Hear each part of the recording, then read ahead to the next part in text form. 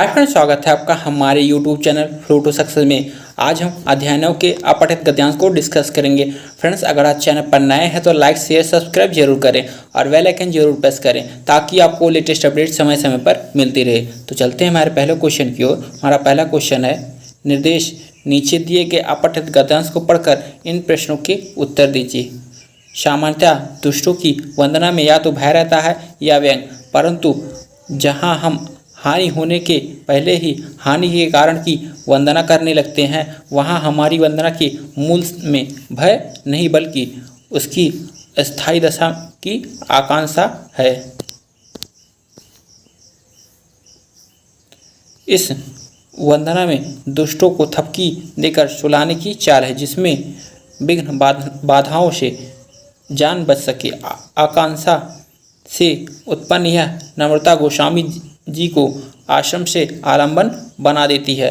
जब स्फुट अंशों के संचारी भाव तथा अनुभव को छोड़कर वंदना के पीछे निहित भावना की दृष्टि से देखते हैं तो यह आशय से संक्रमित आलंबन का उदाहरण बन जाता है।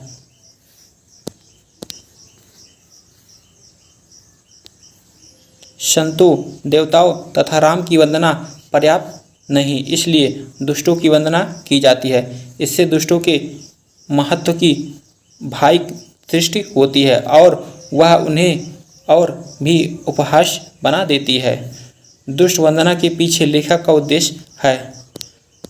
तो दुष्ट वंदना के पीछे लेखक का उद्देश्य दुष्टों को थपकी देकर सुलाने से है।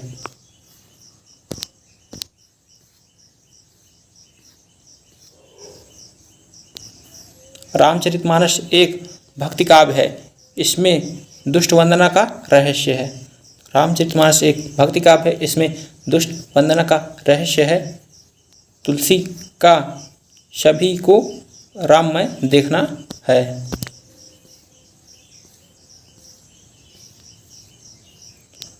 उपयुक्त गद्यांश का शीर्षक हो सकता है। तो उपयुक्त गद्यांश का शीर्षक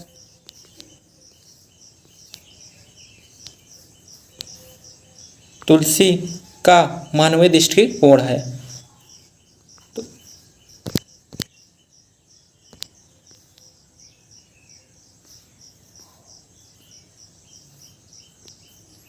देवताओं, महापुरुषों, सज्जनों के साथ दुष्टों की वंदना इसलिए सार्थक की जाएगी कि महाकवि तुलसीदास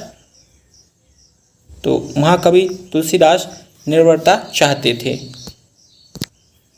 दुष्ट वंदना के पीछे लेखक का उद्देश्य है। तो दुष्ट वंदना के पीछे लेखक का उद्देश्य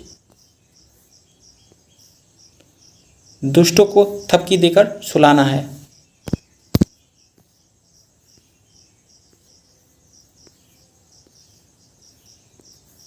रामचरितमानस एक भक्ति काव्य है, इसमें दुष्ट वंदना का रहस्य है। तो रामचरितमानस एक भक्ति काव्य है, इसमें दुष्ट वंदना का रहस्य तुलसी का सभी को राममय देखना है।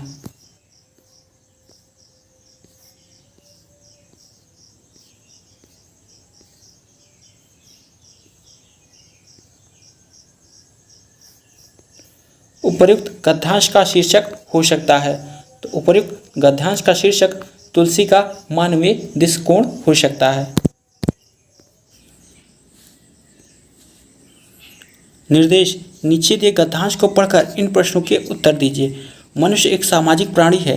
समाज में उसके मित्र भी होते हैं, शत्रु भी, अपरिचित भी। जहाँ तक शत्रुओं, परिचितों और अपरिचितों का प्रश्न है, उन्हें पहचाना बहुत कठिन नहीं होता, किंतु मित्रों को पहचाना कठिन होता है। मुख्यतः सच्चे मित्र को पहचाना बहुत कठिन है। यह प्रायः देखा गया है कि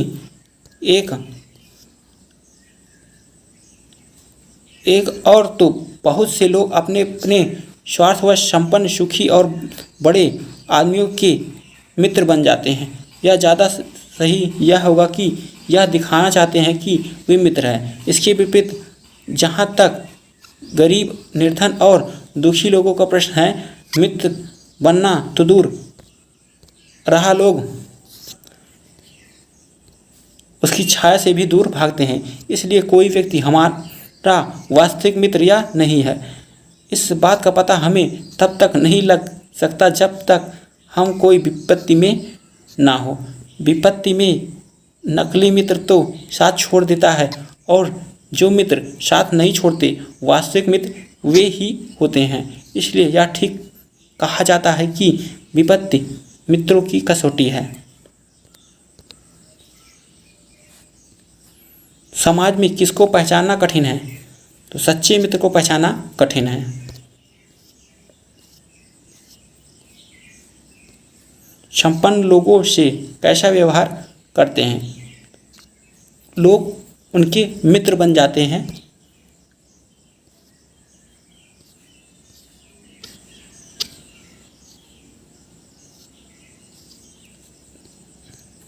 सच्चे मित्र की पहचान कब होती है? सच्चे मित्र की पहचान विपत्ति की घड़ी में होती है। इस गद्यांश का उचित शीर्षक चुनिए। सच्चा मित्र। निम्नलिखित गद्यांश को ध्यानपूर्वक पढ़िए व प्रश्नों के उत्तर दीजिए। दुनिया में ऐसे विवेकी पुरुष की संख्या लगातार बढ़ रही है जो इस सभ्यता को, जिसके एक छोर पर तो भौतिक समृद्धि की कभी तृप्त न होने वाली आकांक्षा है और दूसरे छोर पर उसके फलस्वरूप पैदा होने वाली युद्ध है, आत्मविश्वास की निगाह से देखते हैं। लेकिन यह सभ्यता अच्छी हो या बुरी, भारत का पश्चिमी औद्योगिकरण करने की क्या जरूरत है? पश्चिमी सभ्यता शहरी सभ्यता है।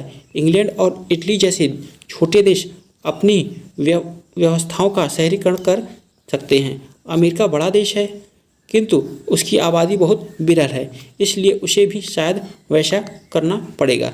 लेकिन कोई भी आदमी यदि सोचेगा तो यह मानेगा कि भारत जैसे बड़े देश को, जिसकी आबादी बहुत ज़्यादा बड़ी है और ग्राम निवासी की ऐसी पुरानी परंपरा में पोषित हुई है जो उसकी आवश्यकताओं को बराबर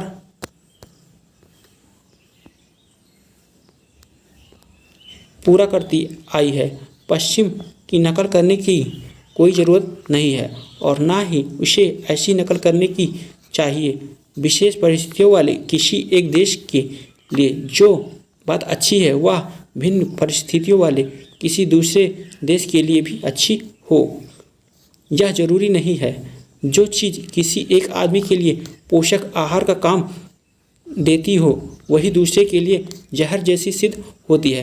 किसी देश की संस्कृति को निर्धारित करने में उसके प्राकृतिक भूगोल का प्रमुख हिस्सा होता है।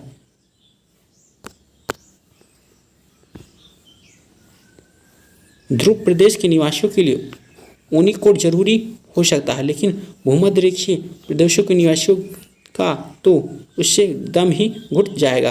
बड़े पैमाने पर होने वाले सामूहिक उत्पादन ही दुनिया की मौजूदा संकटमय स्थिति के लिए जिम्मेदार है। एक क्षण के लिए मान भी लिया जाए कि मानव समाज की सारी आवश्यकताएं पूरी कर सकते हैं तो भी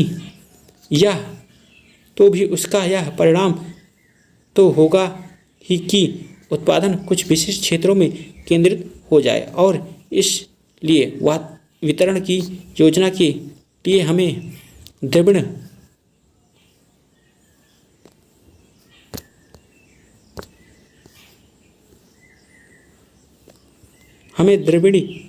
प्राणायाम करना पड़ेगा। दूसरी ओर यदि जिन क्षेत्रों में वस्तुओं की आवश्यकता है वहीं उनका उत्पादन हो और वहीं वितरण हो तो वितरण का नियंत्रण अपने आप हो जाता है। उसमें धोखाधड़ी के लिए कम गुंजाइश होती है और सट्टे के लिए तो बिल्कुल नहीं। मानव की भौतिक समृद्धि और अतिरिक्त आकांक्षाओं का परिणाम क्या है? तो मानव की भौतिक समृद्धि और अतिरिक्त आकांक्षाओं का परिणाम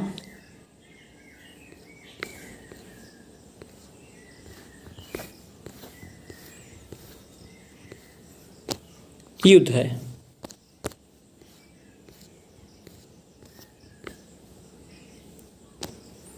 पश्चिमी सभ्यता किस प्रकार की है? तो पश्चिमी सभ्यता शहरी है।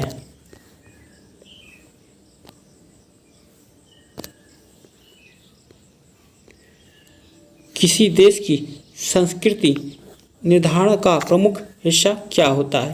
तो किसी देश की संस्कृति निर्धारण का प्रमुख हिस्सा प्राकृतिक भूगोल होती है। तो प्राकृतिक भूगोल होती है। मौजूदा संकट में स्थिति के लिए जिम्मेदार घटक कौन सा है? तो मौजूदा संकट में स्थिति के लिए जिम्मेदार घटक बड़े पैमाने पर सामूहिक उत्पादन होता है। उत्पादन का कुछ विशिष्ट क्षेत्र में केंद्रित हो जाना किस योजना को हानि पहुंचाता है? तो उत्पादन का कुछ विशिष्ट क्षेत्रों में केंद्रित हो जाना वितरण योजना को हानि पहुंचाता है। निम्नलिखित गद्यांश को पढ़कर 18 से 21 तक के प्रश्नों के उत्तर दीजिए। प्राकृतिक पर्यालोचन के सिवाय कवि को मानव स्वभाव की आलोचना का भी अभ्यास करना चाहिए। मनुष्य अपने जीवन में अनेक प्रकार के सुख दुख आदि का अनुभव करता है। उसकी दशा कभी एक सी नहीं रहती। अनेक प्रकार के विचार तरंगे उसके मन में उठा करती है। इन विचारों की जांच ज्ञान का और अनुभव करना सबका काम नहीं है। केवल कवि ही इनका अनुभव कराने में समर्थ होता है। जिसे कभी पुत्र शोक नहीं हुआ उसे कुल शोक का यथार्थ ज्ञान होना संभव नहीं है। पर यदि वह कवि है तो पुत्र शोक का कुल पिता या माता की आत्मा में प्रवेश करके उसका अनुभव कर सकता है। उस अनुभव का वह इस तरह वर्णन करता है कि सुनने वाला उस दुख से अभिभूत हो जाए। उसे ऐसा मालूम होने लगता है कि स्वयं उसी पर वह दुख पड़ रहा है। जिस कवि को मनोविकार और प्राकृतिक बातों का यथेष्ट ज्ञान नहीं होता वह कदापि अच्छा कवि नहीं हो सकता। उपर्युक्त गद्यांश का उचित शीर्षक है। तो उपर्युक्त गद्यांश का उचित शीर्षक संवेदनशील कवि है। कवि अपने साहित्य में किन प्रमुख तथ्यों का चित्रण करता है? तो कवि अपने साहित्य में प्राकृतिक पर्यालोचन, मानव स्वभाव की आलोचना ए बी दोनों का चित्रण करता है।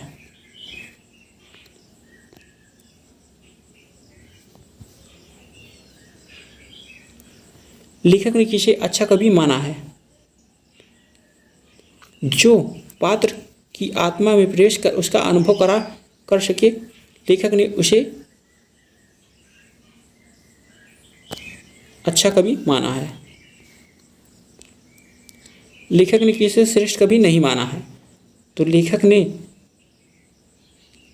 जिसे मनोविकार का ज्ञान नहीं, जिसे प्राकृतिक चित्रण का यथेष्ट ज्ञान नहीं, ए और बी दोनों को ही लेखक ने श्रेष्ठ कवि नहीं माना है। निम्नलिखित गद्यांश को ध्यानपूर्वक पढ़िए और प्रश्नों के उत्तर दीजिए।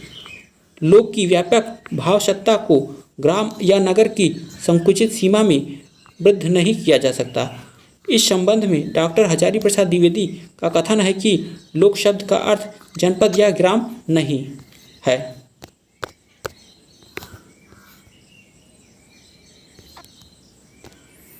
बल्कि नगर और ग्राम में फैली समस्त जनता, जिसके व्यवहार ज्ञान का आधार पोथियां नहीं, ये लोग नगर में परिष्कृत रुचि में संपन्न सुसंस्कृत समझे जाने वाले लोगों की अपेक्षा अधिक सरल और अकृत्रिम जीवन के अभ्यासी होते हैं तथा परिष्कृत रुचि संपन्न व्यक्तियों की विलासिता और सुकुमारता को जीवित रखने वाली आवश्यक वस्तुएं उत्पन्न करते हैं। डॉक्टर द्विवेदी के इस कथन से स्पष्ट है कि जो अपनी परंपराओं से जुड़े हुए कृत्रिम से दूर हैं उन्हें लोक की ज्ञान की संज्ञा दी है। लोक की परंपरा, संस्कृति, विचार, रीति रिवाज आदि को संरक्षित और संवर्धित करने वाले साहित्य को ही लोक साहित्य कहा जाता है। जनजीवन के सहज, स्वाभाविक और सच्चे चित्रण का आधार यही साहित्य है। सामान्य जन समूह जो अपने नैसर्गिक प्राकृतिक के सौंदर्य से संस्कृति का निर्माण करता है, लोक साहित्य की अभिव्यक्ति का आधार है। उच्च वर्गीय शिष्ट समाज ने अपने कृतित्व को लिपिबद्ध किया है और अध्ययन अध्यापन की परंपरा द्वारा समस्त अर्जित ज्ञान को सुरक्षित और संरक्षित रखने का प्रयास किया है। इस गद्यांश का उचित शीर्षक क्या होगा? इस गद्यांश का उचित शीर्षक लोक साहित्य होगा। अवतरण के आधार पर लोक का क्या अर्थ है? तो लोक का अर्थ नगरों और ग्राम में फैली समस्त जनता है। स्वाभाविक में एक शब्द क्या है? स्वाभाविक में एक शब्द प्रत्यय है। संकुचित शब्द का क्या अर्थ है? संकुचित शब्द का अर्थ सिकुड़ा हुआ है।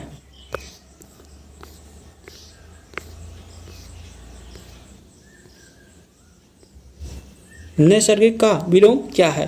तो नैसर्गिक का विलोम कृत्रिम है।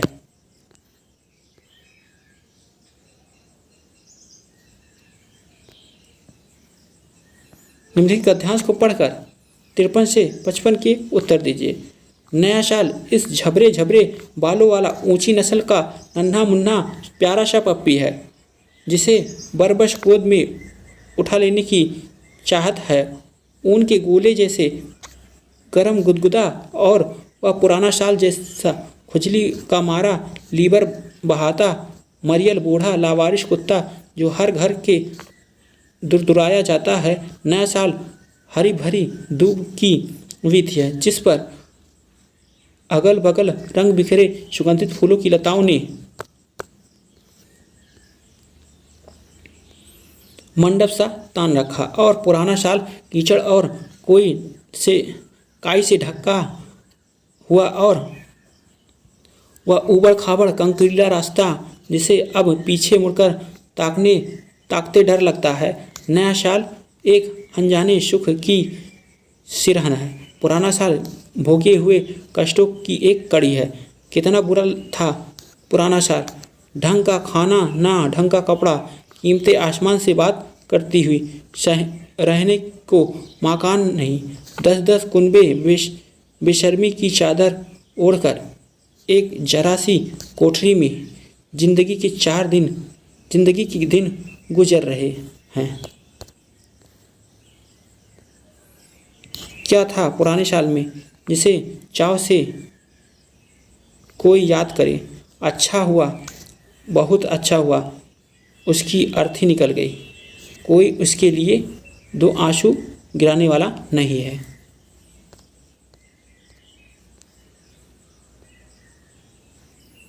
हरी भरी धूप की वीथी किसे कहा गया है? हरी भरी धूप की वीथी नए साल को कहा गया है। निर्देश नीचे दिए गए गद्यांश को पढ़कर पूछे गए प्रश्नों के सबसे उचित उत्तर वाले विकल्प चुनिए। एक दिन तेनालीराम ने देखा कि उसके घर के आसपास कुछ चोर घूम रहे हैं। वह उनका इरादा समझ गया। उसने चोरों को सुनाते हुए अपनी पत्नी से कहा, देखो आजकल चोरों का बड़ा जोर है। अपने पास रुपए पैसे और जो कीमती सामान है उसे एक बड़े संदूक में भर दो। मैं उसे बाग के कुएं में छिपा दूंगा। चोरों ने यह सुना तो बड़े प्रसन्न हुए।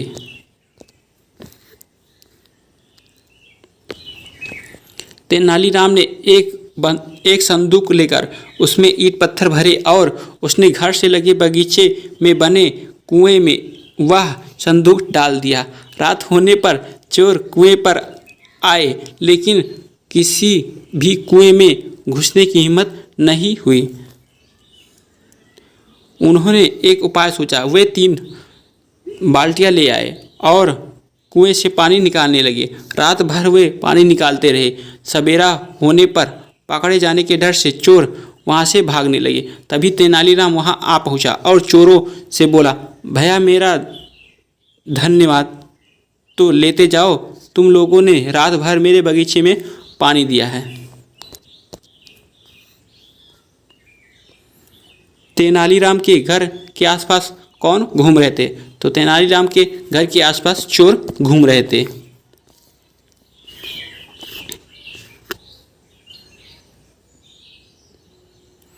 तेनालीराम ने संदूक में क्या भरा?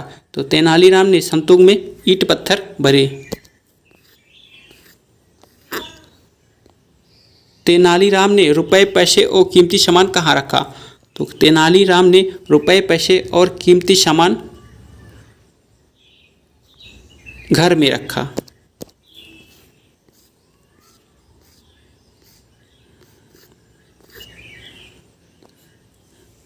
संदूक निकालने के लिए चोरों ने क्या किया?